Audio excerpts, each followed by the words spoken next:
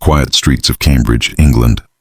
A young boy named David Gilmour found himself lost in the sound of 6 strings. His world wasn't built on privilege or comfort. It was ordinary, uncertain, and filled with the same doubts many of us feel when starting out. Yet in those doubts, he discovered a weapon that would one day change his destiny: the guitar. David didn't begin as a prodigy. He wasn't born into fame. What he had was curiosity, patience, and the determination to let his fingers tell stories words never could. He would borrow guitars, practice for endless hours, and chase melodies no one else could hear. While others saw music as entertainment, David saw it as survival, a lifeline that kept him grounded in a world that often seemed indifferent. This is the first lesson in his journey.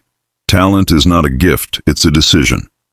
It's the courage to pick up the guitar when no one is watching, to practice when the world is sleeping, and to believe that the smallest spark can ignite into greatness. As a teenager, David joined small bands, playing covers in clubs where no one knew his name. He wasn't the loudest, the flashiest, or the most confident.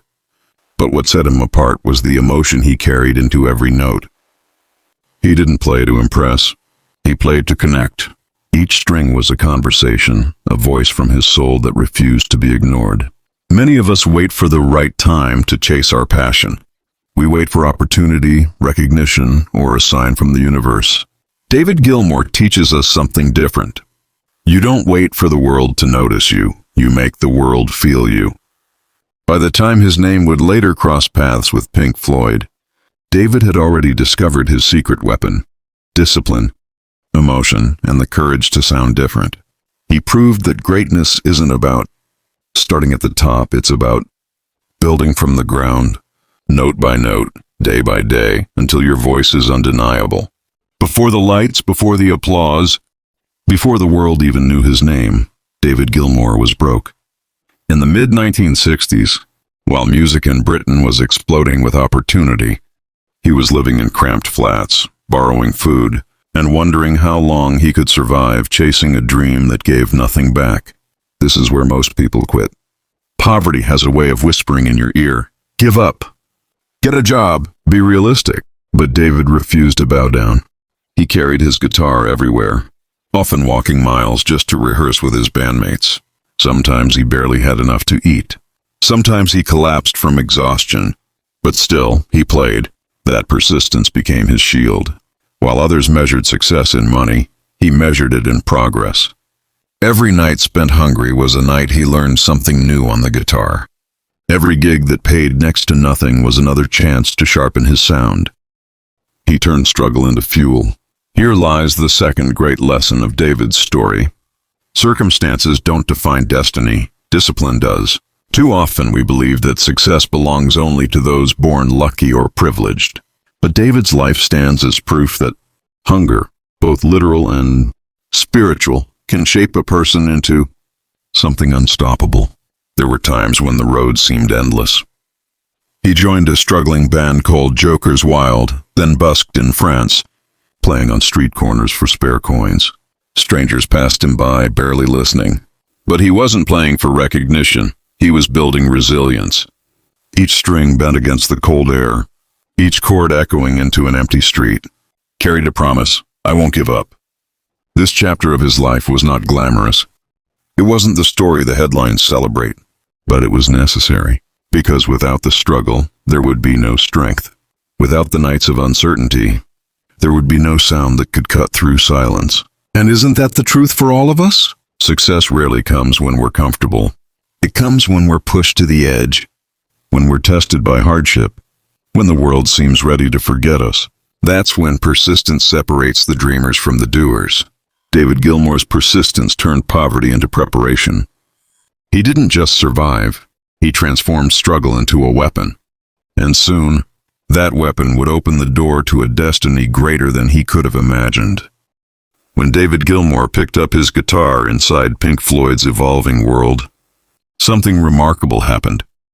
The band was in transition, shifting from the raw, unpredictable energy of Syd Barrett into a more structured yet emotional force.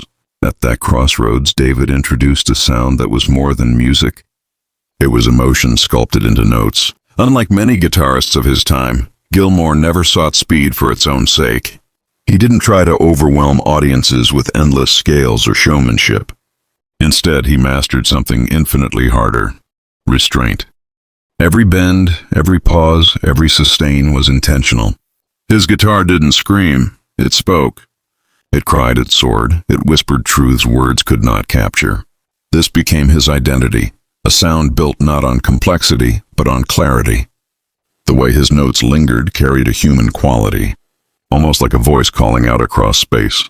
Listeners didn't just hear his solos, they felt them, deep in their bones. And soon, Pink Floyd's music began to transform, taking on a depth that would become their signature.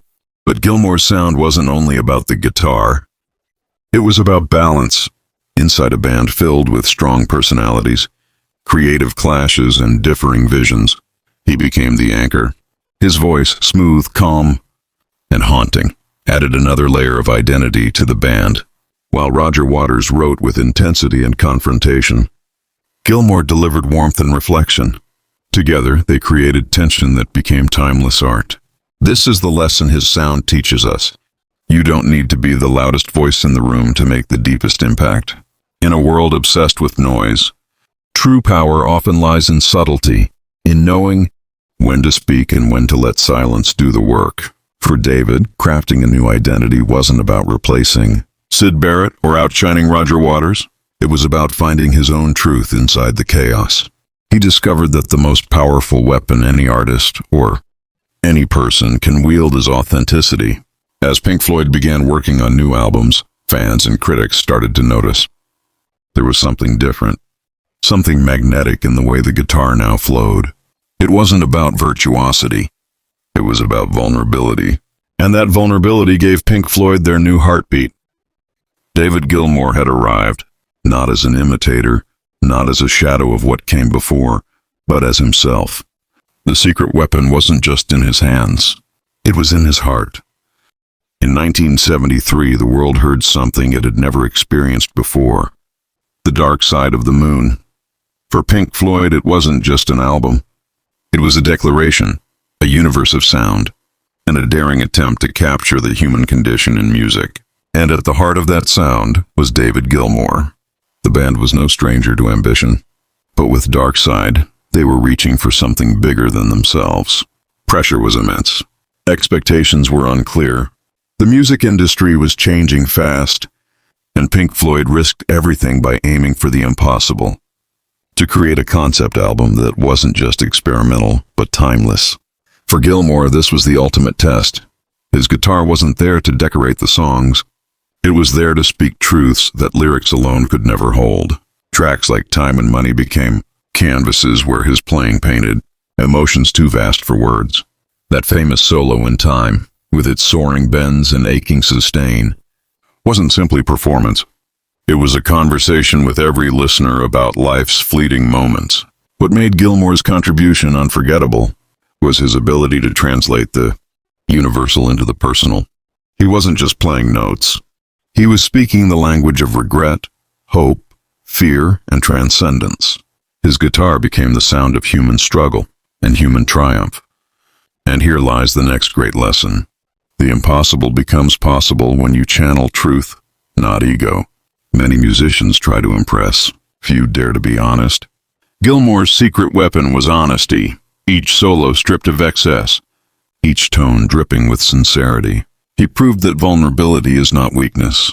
It is strength. When Dark Side of the Moon was released, it didn't just succeed, it redefined music. It stayed on the Billboard charts for more than 14 years. A record that may never be broken. For millions, it became a soundtrack to life's deepest questions. But for David, the album was more than success. It was a validation of persistence. Years of poverty, uncertainty, and quiet discipline had led to this moment. He had gone from playing in the shadows to shaping one of the most iconic albums of all time. And the truth is, we all face our own dark side, challenges that seem too big, mountains too high, dreams too far away. But David Gilmour reminds us, you don't rise beyond the impossible by being louder, you rise by being truer. Every great band has its battles. For Pink Floyd, success didn't bring peace, it brought tension. Behind the masterpieces, egos clashed, visions collided, and friendships cracked under the weight of fame. It was a time when the band could have collapsed under its own brilliance. But in that storm, one man stood as the silent strength, David Gilmour. Unlike Roger Waters, who led with fire and confrontation, Gilmour led with calm. He wasn't one to shout across the studio or demand attention in interviews. Instead, his presence carried balance. Where Waters pushed hard, Gilmour steadied. Where conflict threatened to tear the music apart, his voice and guitar brought it back together. It wasn't easy. Imagine walking into the studio where every decision felt like a battlefield. Songs that would one day be considered masterpieces were born in frustration, arguments, and silence. Yet Gilmour never abandoned the music. He refused to let pride or conflict rob the band of its potential. He showed that leadership isn't always about control. It's about holding on when everything else is falling apart. This is his lesson for us. Sometimes the greatest power is patience. In a world that rewards volume and aggression, true strength lies in listening, in staying grounded, and in knowing when to fight and when to yield. Gilmour's patience didn't make him weak, it made him indispensable. Albums like Wish You Were Here and Animals were born in this tension. Songs like Shine On You Crazy Diamond carried both pain and beauty. Reflections of the band's struggles with Syd Barrett's absence and their own internal fractures. Through it all, Gilmour's playing and singing were not just contributions, they were anchors. His voice carried warmth where others carried anger. His guitar carried light where others carried shadows. Many people think of heroes as those who shout the loudest. But Gilmour's role in Pink Floyd proves the opposite. Sometimes heroes are the ones who steady the ship, even when no one gives them credit. As the conflicts grew sharper, David's silent strength became the reason Pink Floyd didn't crumble sooner. He wasn't just a guitarist or vocalist. He was the glue, the quiet force that turned chaos into music the world would never forget. And isn't that what true greatness looks like? Not demanding recognition, not seeking control, but choosing to serve something bigger than yourself. The music, the mission, the dream. David Gilmour's gift wasn't only in his sound, it was in his ability to endure. Every artist has a defining moment, a creation that outlives them, a sound that becomes larger than life. For David Gilmour, that moment came in 1979, when Pink Floyd released The Wall. Inside that towering concept album lay a song that would change music forever, Comfortably Numb. The song was born from tension. Roger Waters had written the lyrics, inspired by isolation, disconnection, and emotional numbness. The band was divided, arguments boiling in the studio, egos colliding. Yet from that conflict emerged one of the most powerful collaborations in rock history. Waters' words fused with Gilmour's soaring guitar. And that solo, 2 solos in fact, became the stuff of legend. David didn't just play notes. He told a story of longing, pain, and transcendence. The first solo whispered vulnerability, pulling the listener into the void. The second solo exploded into release, an outcry of human spirit rising above despair. Together, they weren't just music. They were emotion made eternal. Here lies one of life's greatest truths. Pain can be fuel for beauty. We often run from discomfort, from heartbreak, from struggle. But Gilmour teaches us that when we face it, when we transform it, our pain can become art, strength, and inspiration for generations. What made Comfortably Numb so timeless wasn't just the melody, it was the honesty. The song spoke to anyone who had ever felt disconnected from life, trapped inside walls of their own making. And Gilmour's guitar broke through those walls. It reminded us that even in numbness there is hope. Even in despair, there is a voice waiting to rise. Imagine the pressure in that moment. Pink Floyd was fracturing.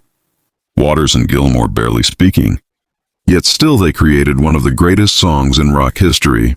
That's the paradox of greatness. Sometimes the most fractured moments create the strongest art. For David, Comfortably Numb wasn't just another performance. It was the culmination of years of persistence, struggle, and authenticity. It was proof that his secret weapon, The ability to channel raw emotion into sound was unmatched. And here is the lesson for us. Don't hide from your pain. Transform it. Within your struggles may lie the very thing that defines your legacy. Just as David's guitar turned numbness into transcendence, we too can turn hardship into something greater than ourselves. Decades later, Comfortably Numb still stands as a masterpiece, not because it was perfect, but because it was true. When we look at David Gilmour on stage, his guitar raised under the lights, his voice echoing through arenas, it's easy to believe that success is a dream fulfilled. But what the spotlight never shows is the cost. Behind every masterpiece, every legendary performance, lies a trail of sacrifices few ever witness. For Gilmour, the journey was not just about music, it was about endurance. Long tours separated him from family. Endless recording sessions drained his energy. Fame, which seemed like a blessing from the outside, often became a burden. Fans saw the legend, but David lived the reality: pressure, fatigue, and the constant struggle to balance art with life. The fractures inside Pink Floyd only added to that weight. Creative conflicts became personal battles. What had once been unity turned into division. And while millions adored the music, David was caught in the storm of egos and expectations. It was the price of being part of one of the greatest bands on earth. But beyond the band, there was another sacrifice: privacy. Gilmour, by nature, was quiet and reserved. He wasn't chasing fame or headlines, yet fame found him, following him into every corner of life. The more Pink Floyd grew, the smaller his personal world became. And in that shrinking space, he had to learn how to protect his peace. This is the truth many forget. Greatness always demands sacrifice. You cannot climb to the top of any mountain without leaving something behind. For David, it meant trading comfort for creation, routine for risk, anonymity for immortality. Yet through all of it, he never lost sight of why he played. His sacrifices weren't for money or fame, they were for the music. The guitar wasn't just an instrument to him. It was his voice, his way of processing the chaos around him. And so, no matter the cost, he kept playing. That is his gift to us. A reminder that sacrifice is not failure, it is proof of commitment. When you care deeply enough about a dream, you will pay the price. Endure the pain and carry the weight, because you know the reward is bigger than comfort. Behind the spotlight, David Gilmour gave more than fans will ever know. And yet it was in those unseen sacrifices that his legacy was forged. The world may celebrate his music, but it was his willingness to pay the price that made him timeless.